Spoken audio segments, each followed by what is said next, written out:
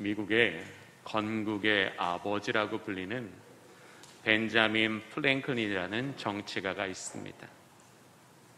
이 벤자민 프랭클린은 자기가 사는 필라델피아 지역에 선한 일을 할 수 있기를 간절히 소망했습니다.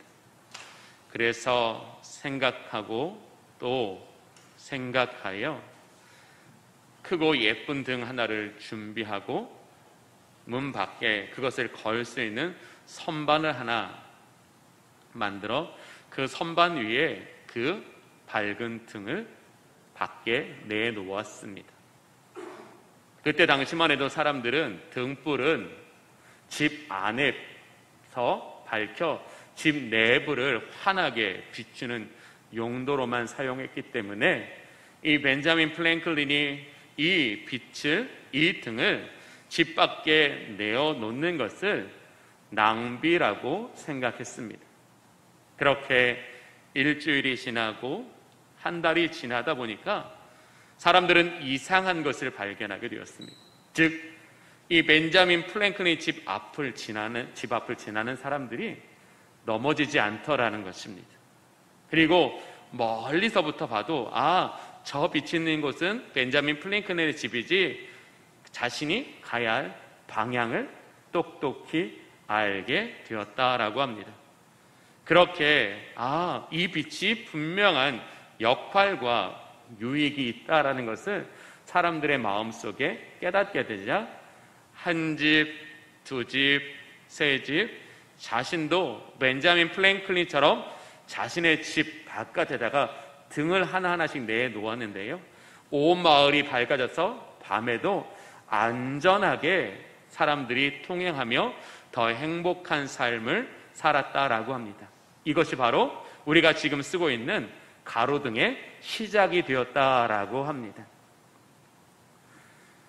우리의 마음이 어둡고 우리의 인생이 어두울 때 우리는 마치 빛이 없으면 넘어지는 것처럼 우리의 마음이 어둡고 우리의 인생이 어두울 때 우리는 죄와 욕심으로 인하여 늘 넘어지는 인생으로 살 수밖에 없습니다.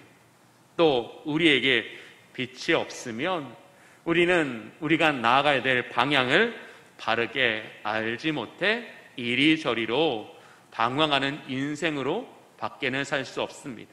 특별히 우리를 창조하신 그 창조주의 빛을 비추이지 않는다면 우리는 우리의 창조의 목적과 이 땅에 우리를 보내시고 세우신 그 하나님의 은혜의 사명을 알지 못해 우리는 세상의 헛된 것들, 마치 신기루와 같은 것들을 끊임없이 욕망하며 그것을 붙잡기 위해 살다가 결국 우리의 인생을 낭비할 수 있습니다. 이처럼 어두움은 우리의 인생을 실패하게 하고 우리의 인생을 고통 속에 머물게 합니다.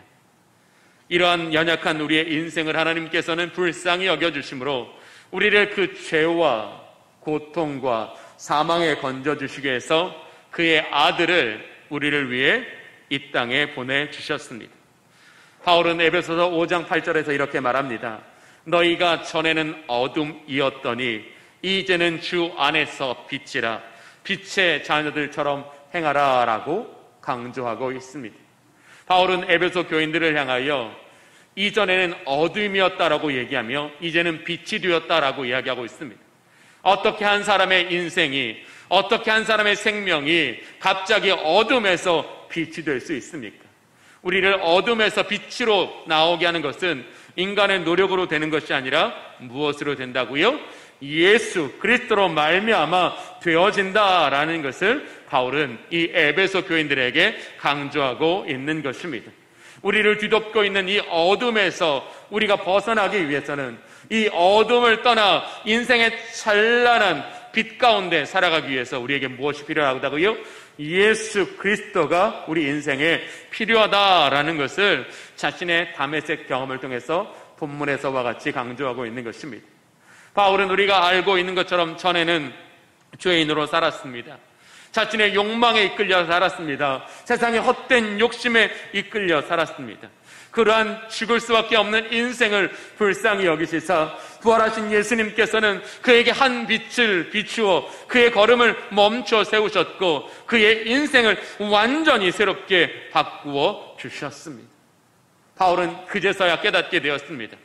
진정한 인생은 예수 그리스도로 말미암는다라는 것은, 예수 그리스도가 없는 인생은 헛것이요 쓸모없는 것이요 예수 그리스도가 없는 인생은 결국엔 영원한 사망에 밖에는 이를 수 없으나, 예수 그리스도를 만나는 순간 우리의 죄의 문제가 해결되고 우리의 고통의 문제가 해결되고 우리의 사망의 문제가 해결되어 우리는 진정한 자유와 진정한 평안과 진정한 기쁨을 누리게 되었다라는 것을 에베소 교회에게 강조하고 있는 것입니다. 사랑하는 교우 여러분, 왜 여러분 속에 여전히 불평과 어려움과 불만이 가득합니까? 그것은 우리가 가진 소유가 적어서가 아니라 우리의 존재가 미약하기 때문입니다. 우리 안에 빛 대신 그리스도께서 충만하게 거하지 아니하심으로 날마다 우리의 인생을 살아가는 이 인생길에서 사람이, 이 세상의 환경이 우리의 마음을 어둡게 만들고 우리의 마음을 좁아지게 만들고 우리의 마음을 불안하게 만들기 때문에 우리는 충분히 행복할 수 있고 충분히 만족할 수 있고 충분히 기뻐할 수 있는 모든 것을 가졌음에도 늘 부족한 것처럼 살아가고 있다라는 것입니다. 오늘 본문 12절을 보면 예수님은 이렇게 자신을 소개하십니다. 나는 세상의 빛이라. 예수님께서는 이 땅에 세상의 빛이 되어주시기 위해서 오셨다라고 말씀하십니다. 죄와 사망에서 건져내셔 우리에게 생명의 빛이 되어주시기 위해 이 땅에 오셨다라는 것입니다. 불의와 어둠으로 가득한 이 세상에서 우리를 구원의 날까지 인도하시기 위해서 구원의 빛으로 이 땅에 오셨다라고 말씀하고 있습니다. 우리가 예수 그리스도로 말미암아 그 세상의 빛, 구원의 빛, 그 빛을 따라갈 때 우리는 영원한 생명을 얻게 되고 영원한 기쁨과 안식을 누릴 수 있다라는 것을 본문을 통해서 말씀하고 있는 것입니다. 즉 우리가 어떻게 예수로 행복할 수 있습니까? 바로 이 빛이 우리 안에 평생 지속될 때 우리는 예수로 행복한 삶을 살아갈 수 있다라는 것입니다. 이 빛이 우리의 우둔하고 연약함을 비추어 우리를 지혜롭게 하고 우리를 능력 있게 하고 우리로 반석 위에 굳게 세우게 할 때만 우리는 이 세상에 헛된 것이 아니라 오직 영원한 곳, 오직 하늘에 속한 것을 취하고 그것으로 기뻐함으로 말미암아 진정한 행복을 누릴 수 있다라는 것을 오늘 바울은 저와 여러분에게 강조하고 있는 것입니다. 오늘 우리가 어떻게 예수로 행복해질 수 있다고요? 예수가 우리에게 생명의 빛이 되어 주실 때에 우리가 그리스도로 말미암아 그 생명의 빛이 우리 안에 들어와 그 생명의 빛이 우리 안에 역사하고 그 생명의 빛이 우리를 이끌어 그 생명의 빛의 능력으로 살아가게 하시는 것을 경험할 때에 우리는 그 생명의 빛으로 우리의 인생이 밝아져 진짜 행복, 진짜 만족, 진짜 기쁨을 누릴 수 있다라고 저와 여러분에게 이야기하고 있는 것입니다. 사랑하는 교우 여러분, 행복하십니까? 네, 또 이쪽만 행복하신 것 같아요.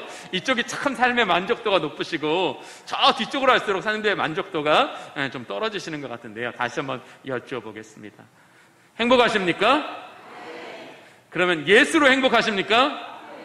네, 예수로 행복한 저와 여러분이 되실 수 있기를 간절히 축복합니다. 근데 예수로 행복하는 것은 예수를 믿음으로써 행복해지는 것이지만 그것은 행복의 시작이고 그 충만은 뭘로 된다고요? 생명의 빛인 예수 그리스도가 날마다 우리 안에 가득 채워질 때 우리는 충만을 경험할 수 있다라는 거예요. 행복이 지속되고 행복이 우리의 삶을 바꾸며 행복이 우리를 진정한 유익하게 한다라는 것을 의미하고 있는 거예요. 즉 예수를 믿는 것으로 행복해지는 것은 맞지만 예수 그리스도를 믿음으로 그 행복함이 우리의 인생에 가득 채워지려면 어떻게 된다고요? 생명의 빛이신 예수 그리스도께서 날마다 우리 영혼의 더 깊은 곳에까지 들어와 그 빛으로 우리의 영혼을 비추어 주실 때에만 우리는 진정한 행복을 누릴 수 있게 됩니다 라는 것을 바울은 자신의 경험을 통해서 이야기하고 있습니다. 사실 저는 오늘 이 본문을 설교하기 위해서 한 주간 수십 번도 더 이 본문을 읽었습니다. 이게 저도 사람인지라 제가 설교했거나 아니면 이 본문을 통해서 들었던 내용들이 제 머리 안에 각인되어 있으면 이 본문을 통해서 그냥 알고 있었던 그 은혜 이상의 것을 경험하기가 참 쉽지는 않습니다. 저는 이 본문을 수십 번 읽어도 제 마음에 만족함이 없어서 어떻게 할까 고민하다가 지난주부터 우리가 요한복음 6장부터 이제 7가지를 설교하기 위해서 다시 한번 6장부터 천천히 읽어 내려가기 시작했습니다. 한 절 한 절 여기에 하나님의 어떤 은혜가 있을까? 어떤 하나님의 말씀의 빛이 있을까? 그것을 사모하며 기대하면서 읽어가다가 이 요한복음 8장 1절부터 11절까지의 말씀을 통해서 나는 세상의 빛이다 라고 말씀하시는 이 하나님의 놀라우신 은혜의 신비를 아주 조금은 발견하고 기뻐하고 이것으로 설교하면 좋겠다라는 생각을 들었습니다. 우리는 이 요한복음 8장 12절의 말씀을 읽으면 이 8장 12절 한 절의 말씀만을 가지고 이 말씀의 내용을 찾으려고 합니다. 물론 그것도 참 유익한 일이지만 우리가 8장 1절부터 11절까지의 내용을 한번 다시 보면서 왜 예수님께서 나는 세상의 빛이다 라고 말씀하셨는지를 한번 알아보기를 원합니다. 이 율법학자와 바리새인들이 이 가늠하다가 현장에서 딱 여인을 발견하여 이 그를 예수님께로 데리고 왔습니다. 이 율법학자와 바리새인들이 이 가늠하다 붙잡힌 여인을 예수님께로 데려온 이유는 예수님께서 모세의 율법을 지키시는지 안 지키시는지 그것을 시험하기 위함이며 그것을 통해서 예수 그리스도를 사내들이 공회에 고소할 내용을 찾기 위해서 이 가늠한 여인을 예수님께로 붙잡아 온 것입니다.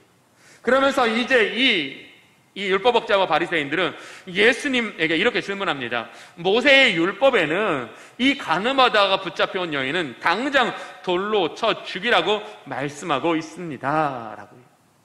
이 율법학자와 이 바리새인들은 예수님의 대답을 기다리고 있었습니다. 그때 예수님께서는 그들에게 즉시로 대답하시는 대신에 몸을 굽혀 땅에다가 손가락으로 무엇인가를 쓰셨습니다. 그리고 무엇인가를 다 쓰신 후 다시 몸을 일으켜 이렇게 그 모인 이 율법학자들과 또 군중들에게 이렇게 말씀하셨습니다. 너희 중에 죄 없는 자가 먼저 돌로 치라. 그 말씀을 듣자 회중이 하나 둘씩 그 자리를 떠나가기 시작했고 마침내 그 여인과 예수님밖에는 남아있지 않았습니다. 율법학자와 바리새인들은 당시의 사회를 대표하는 인물이었습니다. 즉 예수님께서 가늠하다 붙잡힌 여인을 통해서 말씀하시고자 하시는 것은 뭐냐면 죄로 인하여 마음이 어두워진 사람들은 생명을 차별하고 생명을 무시하고 생명을 경시하는 중대한 죄에 빠져 있다라는 것을 보여주시기 위해서다라는 거예요. 즉 우리가 죄의 깊은 수렁에 빠져 있게 될 때 우리는 그리스도 예수의 사랑을 힘입어 살아가는 자이지만 그 어떤 대상도 살아갈 수 없고 오히려 그 대상을 자신의 목적이나 자신의 수단을 삼아 그 사람을 경시하고 차별하는 인생, 그 죄의 무거움 밑에 짓눌려 있다라는 것을 보여주시는 것입니다. 또 이 율법학자와 바리새인들이 이 가늠하다 붙잡은 여인을 데리고 온 건 뭐냐면 이 여인이 자기의 수치라고 느꼈기 때문입니다. 이 여인 때문에 우리 마을의 격이 떨어지고 내 격이 떨어진다고 생각했기 때문에 그렇습니다. 당장 이 여인을 붙잡아 와서 정말 그 여인을 벌하고 자신의 공동체에서 이 여인을 격리시킴으로써 자기의 어떤 격이나 자기 마을의 격을 높이기 위해서다라는 것입니다. 모세의 율법은 어떤 의미로 주셨습니까? 한 사람의 죄를 깨닫고 그가 그 죄를 다시 저지르지 않음으로써 모세의 율법을 통하여 죄로부터 날마다 새로워져 은혜 위에 거하는 삶을 살게 하시기 위해서 율법을 주셨지만 이 율법학자들과 당시의 사람들은 율법을 어떻게 사용하고 있습니까? 자기에게 수치를 안겨주는 사람을 법으로 내치기 위해서입니다. 그 사람의 죄를 정죄하여 그 사회에서 매장시키기 위해서입니다. 즉 하나님께서 주시는 유용하고 선한 도구를 어떻게 해요? 그 죄악으로 말미암아 그 어두워진 마음으로 말미암아 잘못 사용하고 있다는 것을 보여주시는 거예요. 즉 이 가늠하다 붙잡은 여인을 통해서 우리가 죄의 무거운 그 짐 밑에 짓눌려 있을 때에 우리는 사랑할 수 없고 하나님 주시는 그 의대를 헛되이 사용하며 하나님께 주시는 은사들과 우리에게 주신 능력들을 전혀 발휘하지 않은 선한 능력을 상실하는 인생으로 살아가고 있다는 것을 보여주시는 거예요. 이 가늠하다 붙잡은 여인을 통해서 그 당시의 율법학자들과 그 바리새인들이 자신이 최고의 믿음 위에 서 있고 자신이 하나님을 경외하며 자신을 하나님을 믿는 도리에서 조금 더 떠나 있지 않다라고 스스로 착각하는 사람들에게 그들이 뒤덮고 있는 어둠이 얼마나 짙고 그 어둠으로 인하여 이들이 얼마나 하나님과 사람 앞에 헛된 인생을 살아가고 있는가를 분명하고 똑똑하게 보여주시는 거예요. 그리고 그 여인에게 예수님은 이렇게 말씀하셨습니다. 나도 너를 정죄하지 않는다. 이 여인의 평생에 경험했던 것이 무엇입니까? 그를 향하여 손가락질하고 그를 비난하고 그를 정죄하는 사람들의 날카로운 칼이었습니다. 늘 그는 자신이 저지른 죄의 무거운 짐을 가지고 살아갈 수밖에 없었습니다. 그 죄의 무거운 짐으로 인하여 그 여인은 숨을 쉴 수도 없었고 인생의 꿈을 꿀 수도 없었으며 자신의 안에 소망을 가질 수 없었습니다.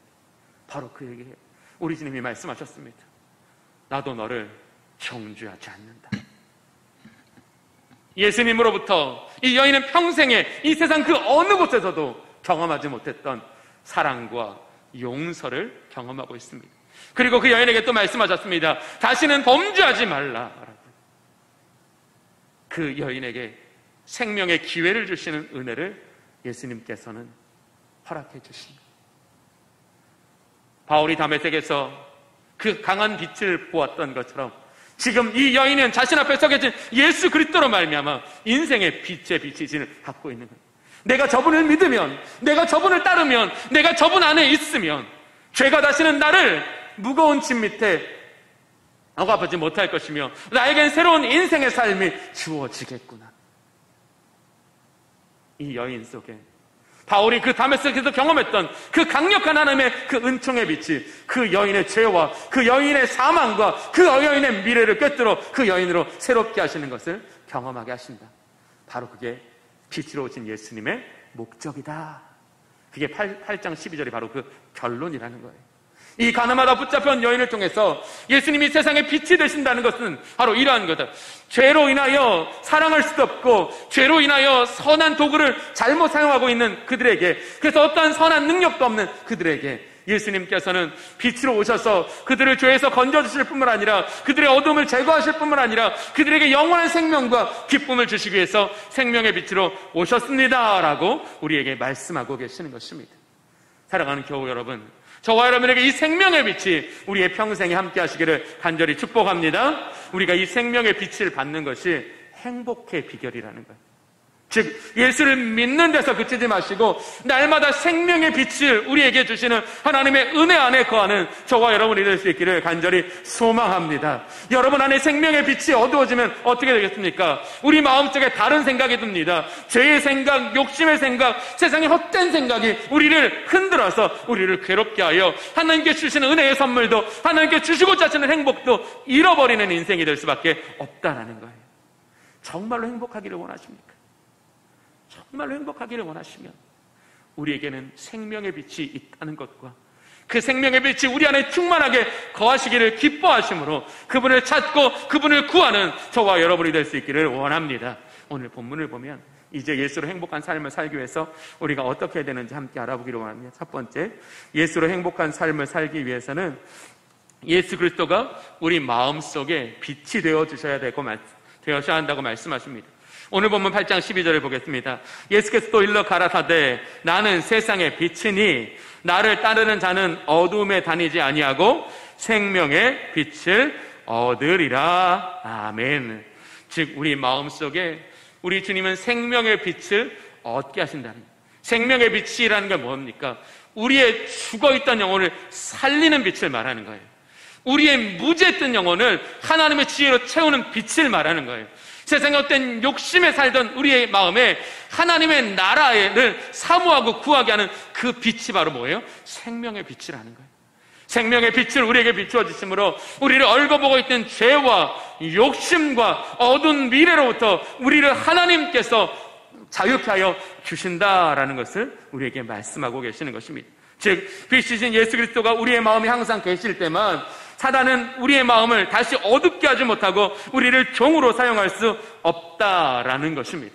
즉 우리의 능력과 우리의 힘으로써 사단을 대적할 수 있는 것이 아니라 생명의 빛이신 예수님께서 우리 안에 그 빛을 비추어 주심으로써 우리가 하나님의 말씀과 이 헛된 세상의 유혹 앞에서 하나님의 말씀을 취할 수 있도록 우리의 마음을 도와주실 때만 우리는 생명의 빛에 다닐 수 있고 생명의 빛으로 이 땅에 드러나게 된다라는 것을 우리에게 보여주시는 것입니다.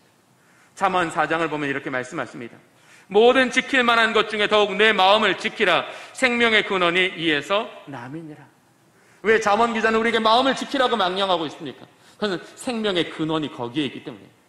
즉 우리의 마음으로부터 지식이 나오고 우리의 마음으로부터 감정이 나오고 우리의 마음으로부터 행동이 나온다라는 거예요. 즉 우리의 마음이 어두워져서 우리의 마음으로부터 잘못된 지식이 나오면 그 잘못된 지식은 우리의 인생을 망친다라는 거예요. 우리의 마음이 어두워서 우리의 마음속에 어두운 감정이 우리에게 자꾸자꾸 솟아나와 사람들을 비방하고 원망하고 사람들을 편견과 선입견을 가지고 대하면 어떻게 돼?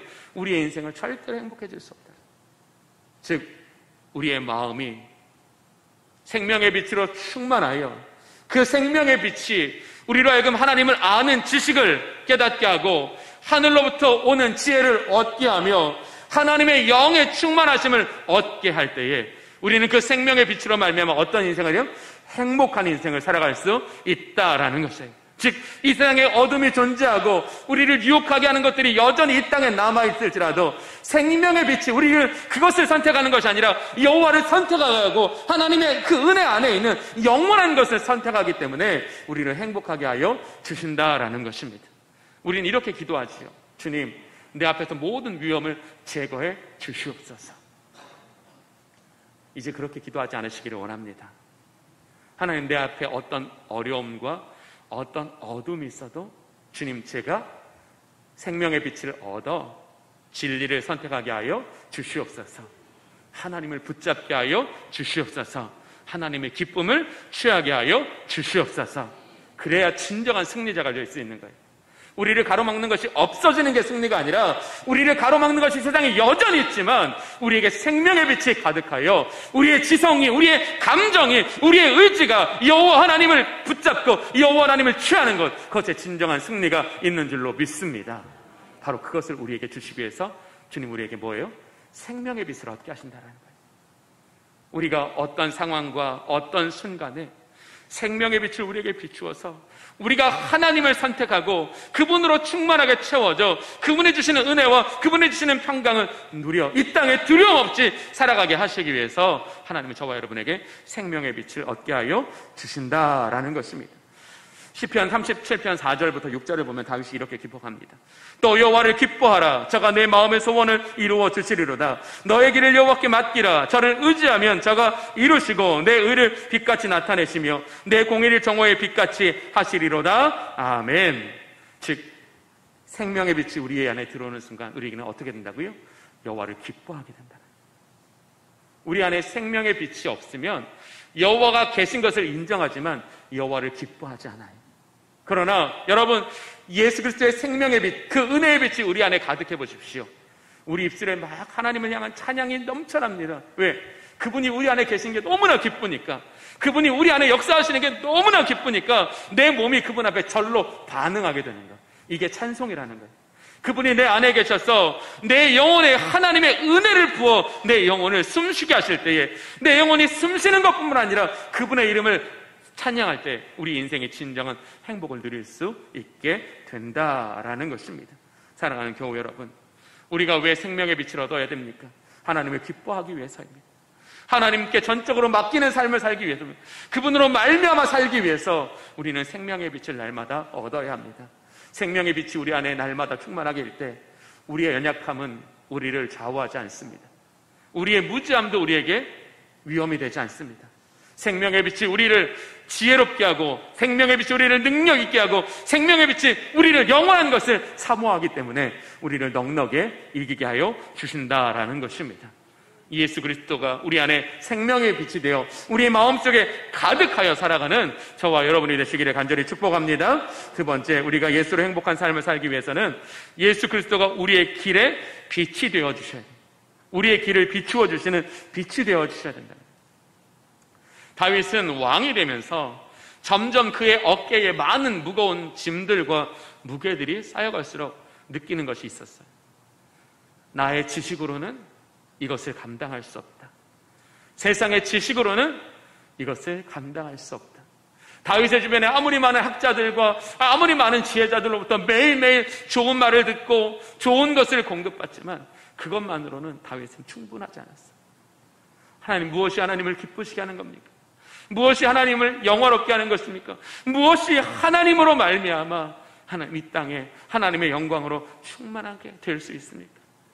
늘 다윗의 고민은 다윗을 말씀의 자리로 인도했습니다. 늘 다윗은 하나님의 말씀 듣기를 기뻐했고 하나님의 말씀이 자신에게 열려지기를 간절히 사모했습니다. 시편 119편 130편에 이렇게 다윗의 고백이 있습니다. 주의 말씀을 열면 빛이 비치어 우둔한 사람을 깨닫게 하나이다. 아멘. 다윗은 그 말씀을 사모하였을 뿐입니다. 그 말씀을 기다렸을 뿐입니다. 그러나 사모하고 기다리는 영혼에게 하나님은 그 말씀을 열어주십니다. 그 말씀을 열어 그로 하여금 그 우둔한 것이 벗겨져 하늘의 지혜와 하늘의 능력과 하늘의 소망으로 살아가게 하여 주신다라는 것입니다. 이것이 예수로 행복한 삶의 시작입니다. 말씀이 열려 그 말씀의 빛이 우리에게 하늘의 지식을, 하늘의 지혜를, 하늘의 능력을 우리 안에 채워줄 때에 우리는 예수로 행복한 삶을 살아갈 수 있습니다. 그래서 다윗은 시편 119편 105절에 이렇게 말씀하십니다. 주의 말씀은 내 발의 등이요 내 길의 빛이시라. 이 말씀의 은혜가 얼마나 크고 얼마나 놀라웠으면 이것은 등과 이것을 빛이라고 이야기할 수 있습니다. 사랑하는 교우 여러분, 여러분에게 주시고자 하신 하나님의 말씀의 은혜가 이와 같이 깊다는 것을 깨닫는 저와 여러분이 되기를 원합니다. 하나님의 말씀은 우리를 선하게 하는 게 아니에요. 선하게 삶을 살게 하시기 위해서 우리에게 말씀의 빛을 비추시는 게 아니에요. 우리에게 말씀의 빛을 비추시는 그분의 놀라우신 그 은혜와 섭리는 예수로 충만한 삶을 살아가기 위해서 말씀의 빛을 비추시는 거예요. 그분의 선하신 목양과 인도하심에 따라가게 하시기 위해서 말씀의 빛을 비추어 주시는 거예요. 우리가 그 말씀을 따라갈 때에 실족지 아니하며 그 말씀을 따라갈 때에 우리의 발이 견고해지기 때문에 우리에게 말씀의 빛을 비추어 주시는 거예요. 지금 우리 피택자들께서 이 90일 성경 통독을 통해서 하루에 20장씩 읽으시고 있거든요. 거의 비슷한, 그러니까 매일 1일차, 2일차, 3일차, 4일차가 있어서 모든 분은 아니지만 대부분의 분들이 같은 본문을 하루에 읽습니다. 그런데 이제 카톡을 통해서 은혜 받은 말씀들을 이렇게 올려주시고 있거든요. 근데 사람마다 다 틀려요. 전 그걸 보면서 뭘 느끼는지 아십니까? 하나님 우리의 마음을 감찰하십니다. 하나님 우리의 길을 아십니다. 하나님 우리의 영혼을 다스리십니다. 얼마나 놀랍고 오묘한 하나님의 은혜예요. 같은 걸 보는데 우리 각 사람의 가장 필요한 하나님의 은혜가 공급된다는 게 얼마나 하나님 앞에 무한 감사를 드릴 수 있는가요? 사랑하는 교우 여러분, 여러분에게도 하나님의 말씀의 빛이 비추시기를 원합니다. 그 말씀의 빛이 여러분의 영혼을 살아나게 합니다. 여러분의 인생을 살아나게 합니다. 여러분의 미래를 살아나게 합니다. 하나님 우리를 살리시기 위해서 우리에게 날마다 무엇을 비춰줘요? 우리의 길에 빛을 비추어 주시는 거예요. 우리가 이 어둡고 험난한 길을 불평하고 그 길에 사람들을 불평하는 것이 아니라 그 빛의 비추심을 받아 오히려 우리에게 이 길을 허락하셔서 이 길을 통해 우리를 온전하게 세워 그리스도 예수의 사람 되게 하시는 그 하나님의 계획과 그 하나님의 목적을 찬송하며 그것을 따라가게 하시기 위해서 하나님 우리의 길에 날마다 무엇을 비추신다고요? 빛을 비추어 주신다라는 거예요. 그게 믿음입니다. 하나님 그 빛이 내 인생입니다. 하나님 그 빛이 내 기업입니다. 그 빛이 내 열매입니다 라고 고백하는 게 믿음이라고요. 그것을 놓치지 않기 위해서 우리의 삶과 우리의 힘을 구별하여 하나님께 드리는 것, 이게 성경이 말씀하시는 믿음이다라고 우리에게 오늘 말씀하여 주시는 거예요. 사랑하는 교우 여러분, 예수 그리스도가 저와 여러분의 빛 되시기를 원합니다. 그 빛으로 충만한 한 주간 살아가기를 원합니다. 그 생명의 빛으로 가득하여 우리의 인생이 항상 기뻐하는 저와 여러분이 되기를 원합니다. 기도하겠습니다. 주오신 아버지 하나님, 우리에게 생명의 빛을 얻게 하시기 위하여 이 땅에 오신 주님을 기뻐하고 찬송합니다. 아버지, 우리 모든 주님의 성도들이 이 생명의 빛을 얻게 하여 주시옵소서. 이 생명의 빛으로 충만케 하여 주시옵소서. 이 생명의 빛을 따르게 하여 주시옵소서. 예수 그리스도의 이름으로 기도하옵나이다. 아멘.